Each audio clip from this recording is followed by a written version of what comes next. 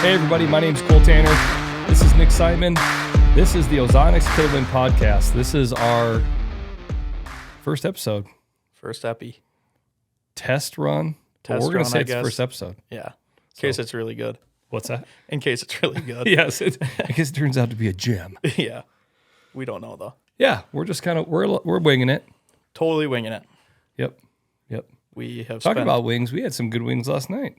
We did. Some good old wingy dingies. Yep. Hot honey barbecue. Yep. So our office is in Mason City, Iowa. I live in Clear Lake. Nick just moved to Clear Lake. Yep. And I have been showing you the ropes. Yep. Been here for about a month and a half now. Yep. It's been pretty awesome. I really like it. Yep. Feels like home already in the short time that I've been here. So the big place we've been going is the other place, also known as the OP. Yep. It's very good. And they have phenomenal hot honey barbecue wings. But one step above that is their deep fried mushrooms with their beer cheese sauce. They're very good. Yeah. Every time I have to run to the bathroom afterwards, but it's worth it. Worth every single second of that. Yeah. Especially because you're not in there with me, because that would be weird. Yeah. Yep. But no, yeah, it's been awesome. It was kind of a funny story how it kind of came together. I was going to be working from home, but I came down and saw the office, and I just kind of fell in love with the place. And then come to happen, I was just looking for places, and I ended up finding a place right on the lake, and I'm a big fisherman, so it just kind of felt like a big sign from God to jump on it. It was just crazy how it all worked. Yeah, so. That was wild. Like, he's like, oh, yeah, so I'll start looking for an apartment. I just jumped on Zillow. We were like, I'm kind of looking, filtering, and there was like two blocks from City Park. Yeah. I'm like, oh, that can't be real. It's just like clickbait or something. I click on. I was like, wow, that's pretty nice. I'm like, you should call on this right now, Yeah. And by the end of the day, we were staying in an apartment. Yeah. I think he thought we were like a couple. I had to make sure to clarify that this wasn't your wedding ring. You know what I mean? Right, Yeah. I'm married, 5 kids. Yeah. We're not, we're together, but we're not together. You know? Right. Yeah. But no, it was funny because like it was the day after we got back from the Iowa Deer Classic, and I was going back to Wisconsin that night, and then on my way home, I'm calling people like, I think I'm moving back to Iowa. So, It was pretty cool how it all happened. Yeah. Couldn't be happier. It's worked out really well. So the topic of discussion for today is the perspective on Iowa deer hunting from a resident perspective and a non-resident perspective. But I think the interesting thing is now you have almost kind of a deeper perspective because you're going to be a resident. Yep. You know what I mean? And I think there's a lot of kind of, I don't know, connotations and a lot of stigmatisms about Iowa. Yeah. Whatever you want to call them, perceptions about the way things are. Yeah. That I feel like you and I've really talked a lot about that. I'm like, oh, it's not really like that. Yeah. Yeah. So. No, definitely. Yeah. And it's, I grew up in Wisconsin, hunting in Wisconsin my whole life. Last year, I was in Iowa interning with Midwest Whitetail. So I got a taste of it, and it was definitely a lot different than what I expected. Yeah. There's a lot to it, which I'm sure we'll get into, but it's at the end of the day, it's still hunting, right? Yeah. There's still whitetails. Yeah. They're still hard to kill.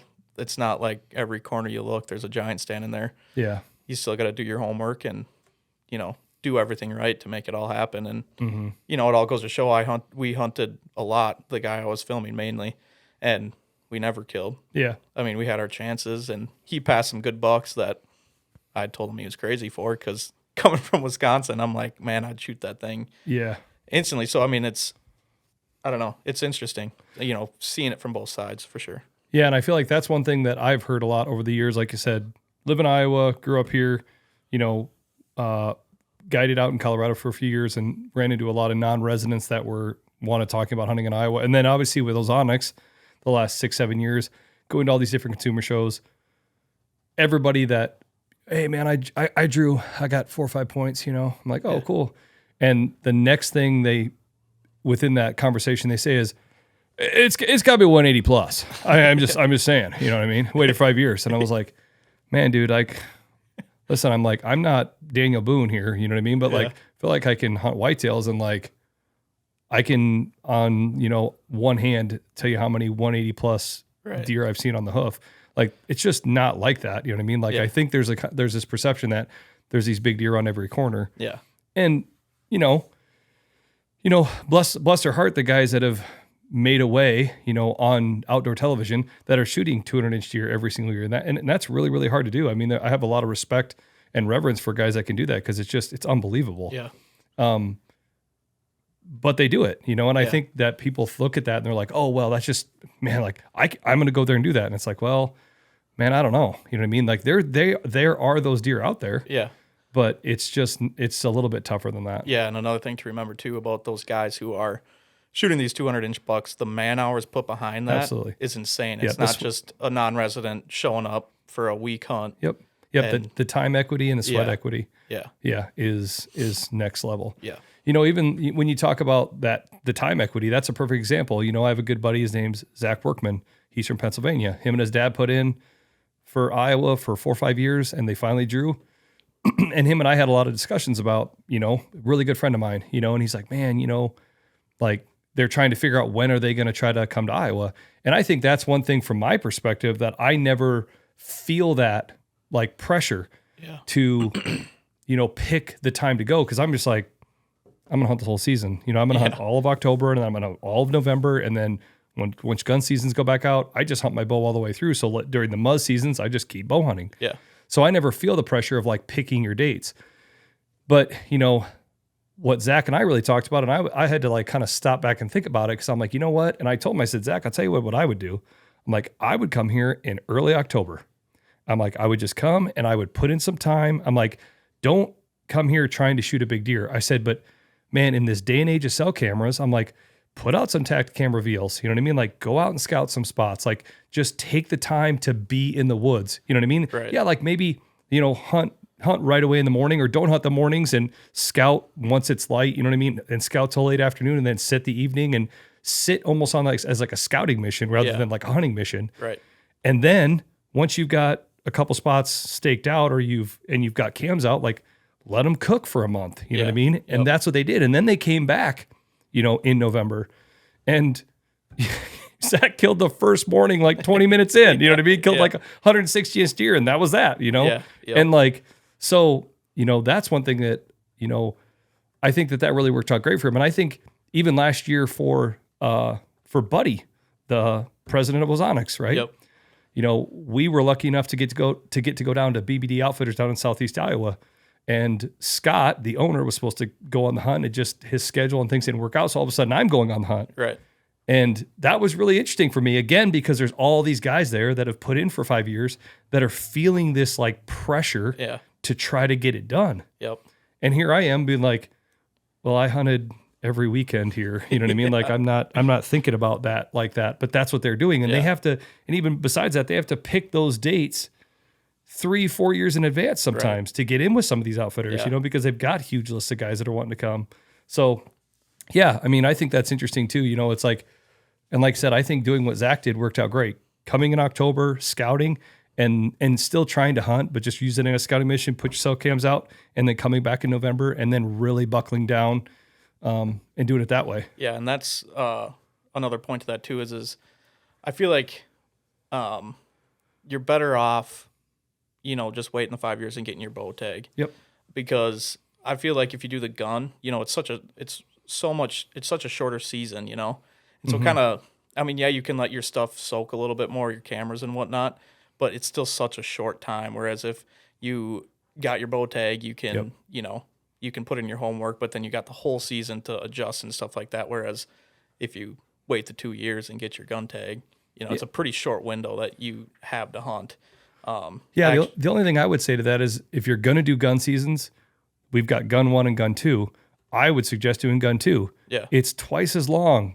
Right. If not even more than gun 1, right? Yep. Gun 1 is a Saturday, Sunday, Monday, Tuesday, Wednesday. Yeah. Gun 2 is like a Saturday, Sunday, Monday, Tuesday, Wednesday, Thursday, Friday, Saturday, Sunday. Yeah. So you get like 2 weekends. Right. So if you're going to do a gun season, and I almost kind of disagree with that because like there's some guys that are like, man, I just want to hunt Iowa. Dude, draw a gun tag every couple of years. That's what I would do. Like if you really want to get into Iowa, like you can't shoot your bow, but if you want to hunt Iowa and knock on doors and make some connections and meet people and just get it underneath your belt, then gun hunt. I would say gun 2, especially because you may get a little bit colder weather. You know what I mean? But the bad thing about gun 2 is they've already gotten moved around in gun 1. So, it can be a trick. You know what I mean? And just overall more pressure too. Yeah. Because I feel like that is the mindset that a lot of people have is I want to hunt Iowa, so they're just going to get their gun tag. So I think pressure as a whole is probably up during the first two season 1 and season 2. Absolutely. I think one of the things I think has been interesting, getting to know you, and I know like, right off the bat, you're just like chomping at the bit to like get your residency and get ready to hunt this fall. And I don't blame you, right? I'd be the same way. But it's been interesting because I think one of the conversations that you and I have had from your perspective as a non-resident is what everybody asks themselves, like, well, where am I going to hunt? Yeah. And I think a lot of non-residents that I meet feel like they have to hunt with an outfitter. Yeah. And that's a great option, right? Like, there's some really great outfitters out there. From my perspective, having guided before, I feel like when you pay an outfitter, what you're paying for is someone that knows the area more than anything else, right? They've put in that time equity, that sweat equity to set stands, to scout the area. They know generally from years past what deer may do. You know what I mean? Right. You're not going into it blindfolded, Yeah. But I think one thing for you is when asking yourself, where do you hunt? I think there's a lot of public land opportunity in Iowa, even in this day and age where there's a lot of video and there's a lot of people talking about public land. Yeah. There's still public land that like that you and I've talked about. I mean, I have that crazy story from a couple years ago. Yeah. I hunted a piece of public ground that will stay unnamed. Yeah. Yeah. That I hunted a lot. And then I had some other opportunities on some permission pieces and I started hunting that more. And then a couple years ago, I'm like, you know what? I'm going to go back there. You know what I mean? I'm just going to I'm going to drive down there, drive up there, over there, west, east, north, south. Yeah. I'm going to drive there and I'm going to just park my truck. I'm going to sleep in my truck and I'm going to get up the next morning. I'm going to walk in. I'm going to use my at the time, lone wolf climber. I'm just going to climb up. That's what I did. And I woke up the next morning. I'm putting my stuff all on, getting all my gear ready. And this guy pulls up in this little white car. And you could tell just like the look on his face, right? He was just like, dang it. He knew. Yeah, he was like, crap. So of course I just instantly like addressed the elephant in the room. I'm like, hey man, how you doing? Good. And I was like, hey man, listen, it's public land, And he's like, no, I know. And I was like, listen, I said, there's plenty of ground. I'm like, where are you thinking you want to go? And we talked about it. He was a really nice guy. And we talked for a while and chatted along. And then finally he was like, how'd you know about this place? And I was like, oh, and I kind of explained it, right? And it's funny because he's like, listen, I hunt here a lot. And he goes, and this is the peak of the rut. It was like mid-November. It was like November 13th or something. He's like, I hunt here all season. And he goes, you're the first person I've seen the whole year, and it's in a place where like you think people drive by, you know what I mean? Yeah. People drive by, like Google Maps, like it's right there. Yeah. And he's like, yeah, I've never seen another person here. It's crazy. Yeah. And it's funny you say that too, because last year the guy I filmed, we hunted primarily public land. Yeah. And we didn't see a single guy until I think it might have been our last hunt actually. Mm-hmm. We were muzzleloader hunting and we just ran into a guy like way deep in this public. Yeah. And that was the only time we ever ran into anybody. Yeah. Which was super interesting to me because I just expected, people are going to come down here and they're not going to have a place to hunt, so they're going to hunt public land. But it really wasn't pressured. I mean, we got pictures of guys and stuff like that, but like when we were in there hunting, we never really saw any other pressure, which was really interesting to me, I thought. Right. So. Yeah. Yeah, it's crazy. Like you said, I mean, there's something to be said for that. And like I said, it's kind of crazy when you look at the state of Iowa. There's parts of the state that look very, just no man's land. Yeah. It's just like the Iowa DNR does a really great job of putting those maps out there. You can get on their website and you can go right to them. And they mark them all right out. This day and age with Onyx, it's really even more right at your fingertips wherever you are. Yep. If you're not at your computer, you know what I mean? Yeah. But yeah, I think that, I guess I would say for non-residents, like, don't be afraid to come here and hunt public land. Yeah. it's still I mean it's good, man. Yeah. Like Yeah. we had a lot of good hunts, and you can actually see it on Tomatoes Whitetail's page. The guy I was filming, I wasn't filming him that night, but I mean they had a 180 at 20 yards, and just the way they were set up in the stand, he couldn't get a shot on. But I mean, we chased that deer and kind of had pictures and played cat and mouse with him the entire time, but it was on a piece of public land that, anybody could have been hunting, and he just happened to be there, and that could happen to anybody. Right. Yeah, I think the big thing I would say too that I would just make sure people understand, because every state's so different. The state of Iowa has rules that you can only put stands out 7 days before, like bow season starts, or and maybe it's 7 days before early muzz too. I'm not really sure on that. I've always just known it's 7 days before October 1st. Yeah. But if you're hunting early muzz, I bet you could put them out 7 days before. Right. But yeah, and then the big thing too is you got to get them off. Yep. And I have gotten busy with work and had stuff on public land and gone back out there, in the spring and be like, well, I guess I just donated that. You know what I mean? It's gone, so yeah, exactly. They send guys out and they take stuff down, and I get it. Yeah. Or like I said, pieces will just be littered with tree stands all over the place. Yeah. It's another interesting thing about public land is I was reading a thing and it said that Iowa only has 1% public land, which is crazy compared to Wisconsin. Wisconsin's like, I mean, if you look at a map, like the entire north half of the state is like almost all public. So it's crazy how different it is. Yeah. It's just insane, the difference. Yeah. No, it is wild. Like when you really look at the whole state, it is just a very, very small section. And obviously that's because there's just agriculture, obviously corn and beans. Exactly. It's such a huge thing. If it can be tilled, it's tilled and it's farmed. Yeah. And that's the thing about northern Wisconsin. It's like 100% hardwoods. Right. It's crazy up there. It's like a different world compared to down here. And it's really, it's funny. It's like, I mean, it's far, but it's not too far away, but it's crazy how different it is up there. That's another thing that I feel like I've learned from talking to guys out and about is, and I guess I just never really, like I said, very spoiled in Iowa, right? So it's like I don't have this real drive to like go hunt other states when it comes to whitetails. But the interesting thing about Iowa is that when it's the rut, you can only bow hunt. Like there's a lot of states that you can rifle hunt during the rut. Oh yeah. Which, man, you think that would just be a fruit basket upset when you've got bucks out there and does out there trying to do their thing, and then all of a sudden there's guns going off. Oh man. Like you'd think that it just turns things inside out. Yeah. It completely ruins a day, a week, a property. You know what I mean? Like just, a couple big bangs and it's like completely different than it would have been, right? Like I feel like the whole thing about bow hunting, especially during the rut, is you're trying to minimize pressure, maximize opportunity. And I mean, you think guns, I mean, God bless gun hunters. You know what I mean? Like we're all hunters. Let's all stick together. Like whatever type of weapon you do, awesome. More power to you. Yep. It just kind of sucks. You know what I mean? And I think that's one thing about Iowa that we get real lucky. And you hear a lot of guys say that. They're like, man, dude, one of the best things is like you can only bow hunt the rut. Yeah. Yeah, well, and it's like on the flip side of that too, it's kind of the same thing early season. Iowa doesn't start till October 1st. Yep. Wisconsin is typically like September 15th-ish, middle of September.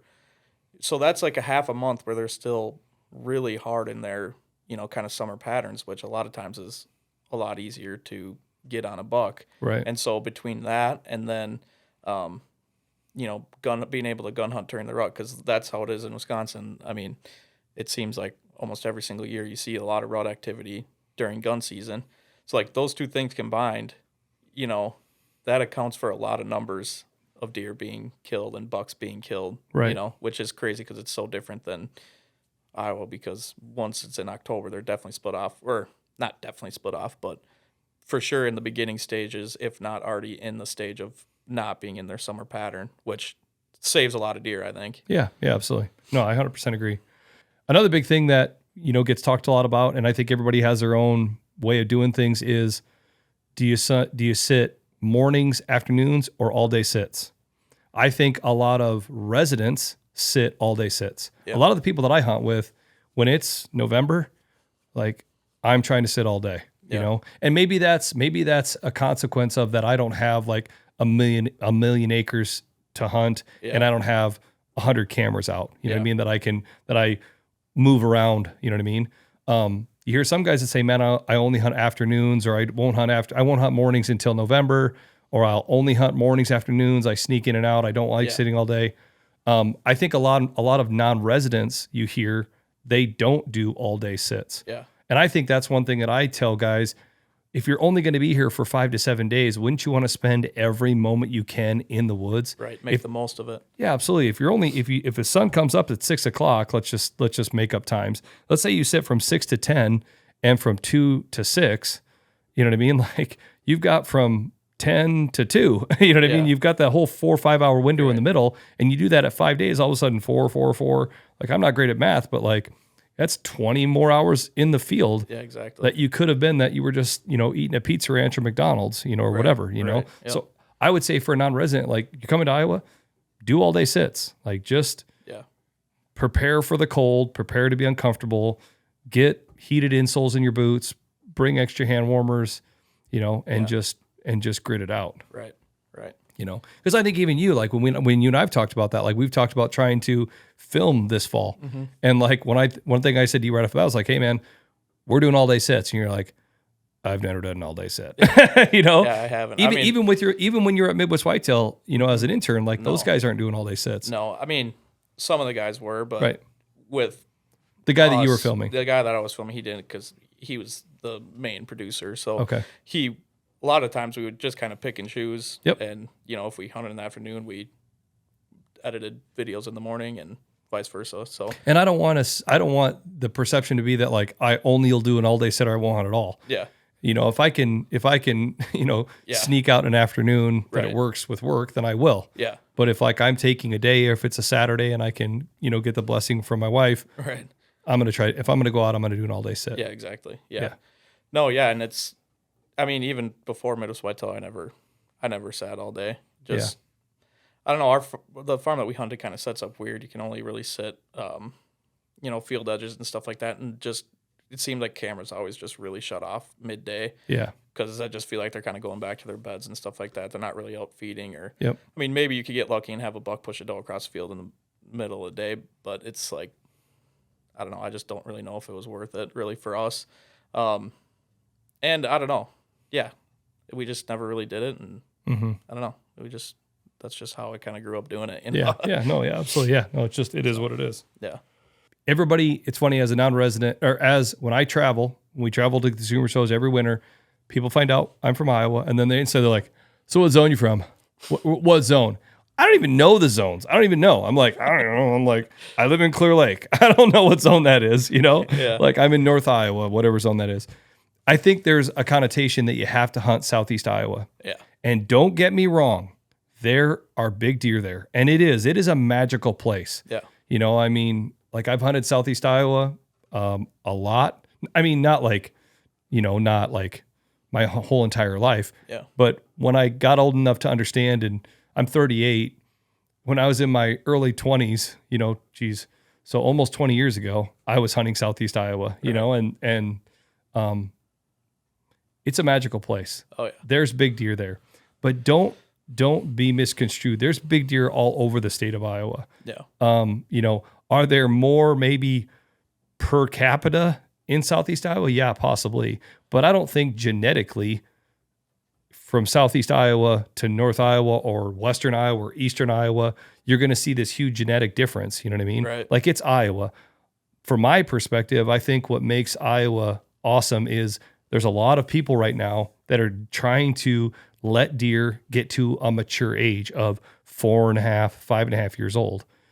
And if you can do that, then a deer has the opportunity to get to his maximum potential. I mean, you were showing me a picture of a deer that was shot on the farm right near where you hunt, right? Yeah. And, you might, as a non-resident or anybody, you might not like point that out on a map as well, like, I'm going to go and shoot a big buck here. Yeah, God, no. But that deer got old enough. Yeah, exactly. Right? He maximized his potential. And it was, how big was that deer? Just over 200. There you go. Exactly. That's what I'm saying. It's like if a deer can have the opportunity to get to that age, then he's going to be a slammer most likely. Exactly. And sometimes it's just not meant to be, you know what I mean? Yeah. Like, and then they just get mass everywhere, you know? Yep. But, and we talked about this before for sure. It's like, there's great habitat for whitetails to get big and giant in Southeast Iowa, but up here you look at it, it might not be the greatest habitat, but there's still places where they can, go hide out. It might be one clump of oaks or something. Yep. Where they can just live and they got water close. Yep. And nobody knows about it, and they could grow old and get big. Yeah, it's way more fragmented up here. Yeah. Yep.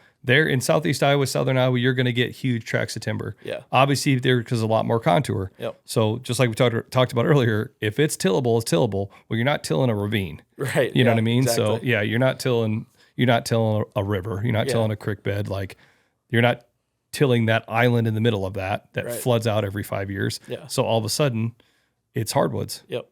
So yeah, absolutely. But yeah, like I said, I think that's the thing I would say, and I may be kind of shooting myself in the foot here because all of a sudden, like 2 years from now, there's going to be tons of non-residents here. But there is good hunting all over the state. I would say just try to be more objective and open-minded to the idea that if maybe you could draw another zone for an archery tag with 3 instead of 5 points, right? Like in the time that they go hunt Southeast Iowa once, you could hunt Iowa maybe twice, in 6 years rather than once in 5. So that's the other thing you got to ask yourself too. Yeah. You only put yourself, with an outfitter in Southeast Iowa that you put in for 5 years for 5 days. Yeah. Or you go hunt public land whenever you want during the bow season for, let's say, 10 days. Yeah. And all of a sudden you've got 20 days within 2 hunts and that person's only got 5. Right. So for me, I don't know. I always kind of go back to in lots of different things. The harder you work, the luckier you get. Yep, without a doubt. And the more time you can put in the tree stand, the more time you've got, the more seat time you put in, I feel like the better and greater opportunity you have. Yeah. Yep, for sure. Yeah. That is what's kind of crazy about Iowa too, is when you look at Iowa and their draw system. And again, I don't know everything about everything when it comes to it, but I know that you can go to Missouri and get a tag. You can go to Illinois and you can get a tag. You can go to Wisconsin and you get a tag. Yeah.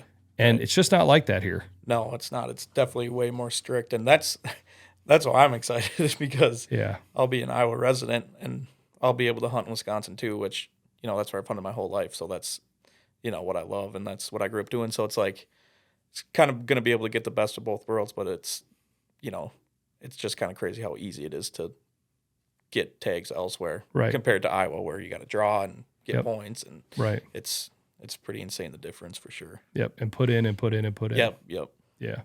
So we talked about this at the beginning of this podcast. We talked about how I feel like I hear from a lot of people that are like, well, 180 or bust, I mean, it's gotta be big, and I kind of have 2 things that I think that I've seen and noticed. And I really, like I said, I've never guided for whitetails. I've had buddies that have guided in different places in the Midwest for whitetails. And I think what you hear what I've heard a lot of them say about clients that come on whitetail hunts is a lot of these guys are like holding out for something giant or whatever. And then they shoot like the first like 125 that walks by, you know what I mean?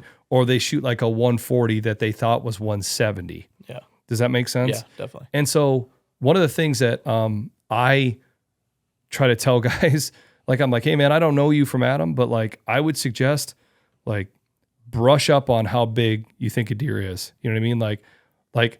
I mean, this sounds really silly, but monster buck videos, there's 25 years of monster buck videos where they show a buck walk in, you know what I mean? Right. And then they shoot the buck. And then at the end, they show the score of the buck. Like I tell people, I'm like, hey man, that's a great way. Like, dude, you can buy those DVDs. You know what I mean? Like if you still have a DVD player in your house, you probably find them online somewhere. They've got a digital copy somewhere. Watch the DVDs, watch the deer walk in, pause it, write down the number, and not only write down the number, but write down why you thought it was that score. Yeah. Then watch the deer get shot and then watch them put the number up on there. Because I think you'd be surprised. Even me, you know what I mean? Like we went to these consumer shows this year and we would walk up to deer and that can be hard because you're like 3 feet from them, you know what I mean? But like, it's another thing where you go, geez, oh Pete, I did not think that was 180. Geez, I thought that deer was 160. It was only 145, So I would say try to put some time behind looking at mature deer and being able to discern a 135 from a 160. Right. That seems really silly to say, but I think it's a true thing. I think a lot of people have that problem. They come here and they leave a little bit disappointed because they thought they were going to shoot, a 160 and they ended up shooting a 140. Right. Right. They thought they were shooting a 4.5, 5.5-year-old deer, and he was 3.5. Yeah. So that's what I would say is not only trying to score a deer, but age a deer. Yeah. I mean, you have some great pictures in so Nick's apartment, we're calling it the Doge, the dojo. But your uncle, right? Yeah, your Uncle Zip. Yep. Your Uncle Zip, you made you these awesome frame pictures on. I don't know who the artist is. We can put it up here. Ryan Kirby. Yeah, Ryan Kirby. And he's got some just great illustrations of aging a deer. Yeah, it's just age and maturity of a whitetail, essentially. Yes, exactly. Yeah. And even me, like I've sitting in your apartment and just like gawked at them and read them. And I think that's a really, really interesting thing. Oh yeah. To like understand that how big of a deer, what does a 3.5-year-old buck? What are the characteristics of that? What are the characteristics of a 5.5-year-old buck? Yeah. What's the characteristics of a 2-year-old buck? Yeah. Because they're different. Yeah. And it's hard too. Like in the moment and stuff like that. Like, man. Yeah.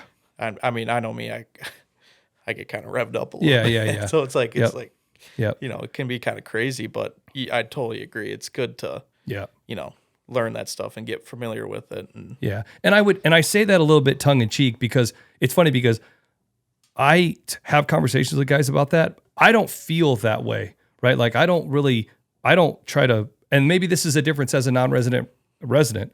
I'm not looking to shoot a number. Right. That's not me.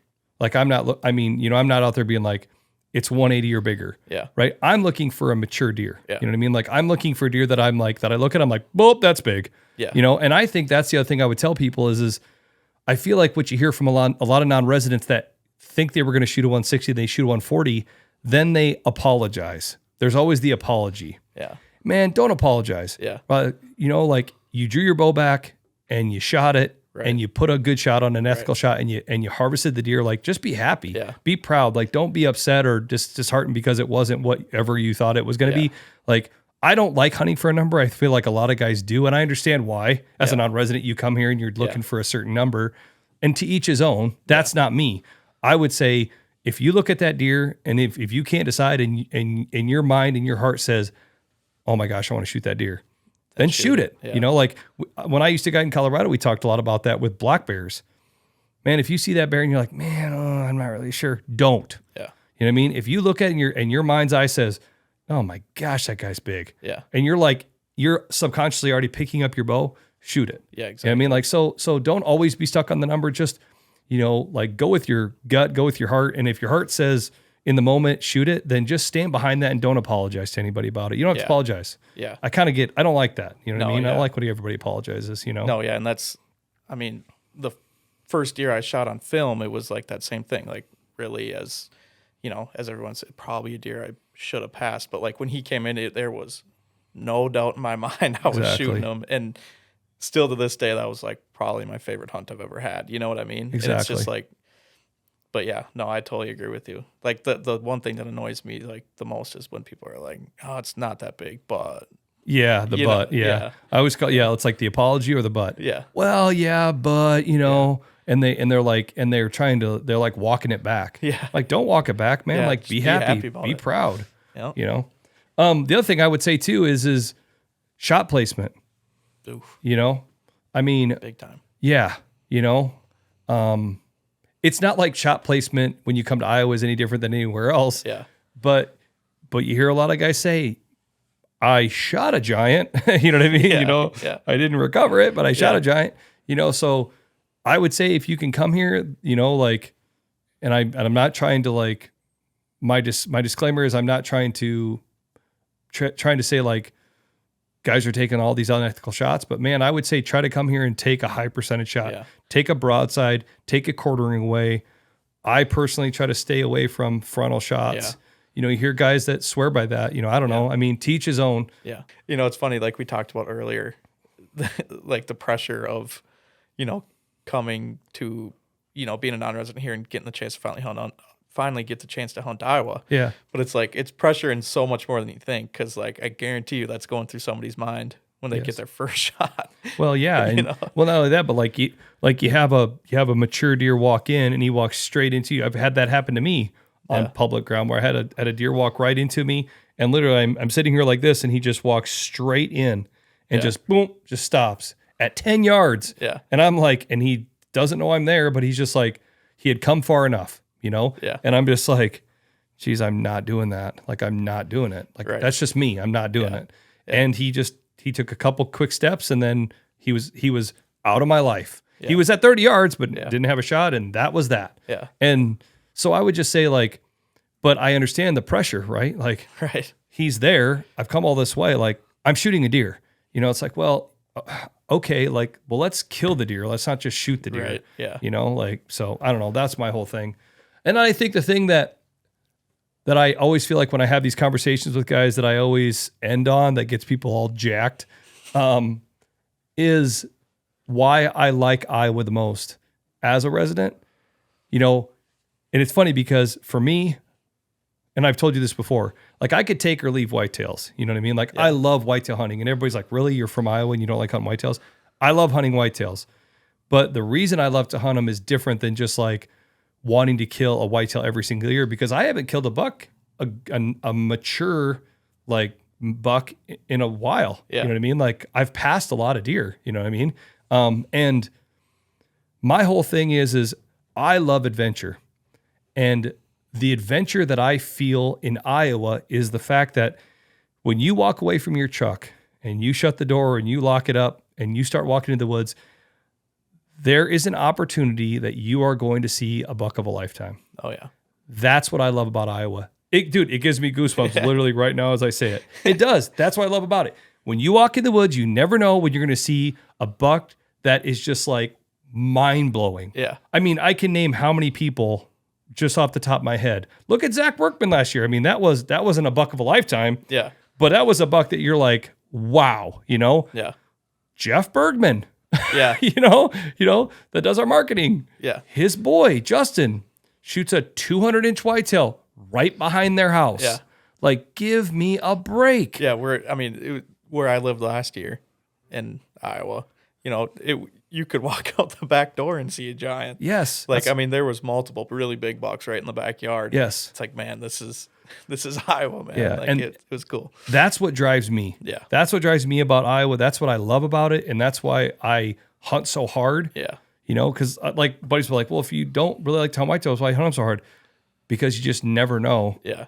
And I can think of the times when I've seen a few deer on the hoof that I'm like, holy crap. Yeah. Like, that just takes your breath away. Right. You know, and that's what I love about it. I think as a non-resident, I would just say that be encouraged, because you have just as good of a chance as everybody else does 100% to see that buck of a lifetime. Yep. You know, so I don't know. It's pretty exciting. Yeah, definitely. It's pretty cool to be able to live here. Yeah. All right. Well, I think we should wrap it up. I think that's good for our first podcast. I think so too. Yeah. Thanks for listening. Like you said, we're going to be doing this more often. This is Ozonics Killerwinds Podcast. I'm Cole Tanner. This is Nick Simon. Thanks again, and good luck out there.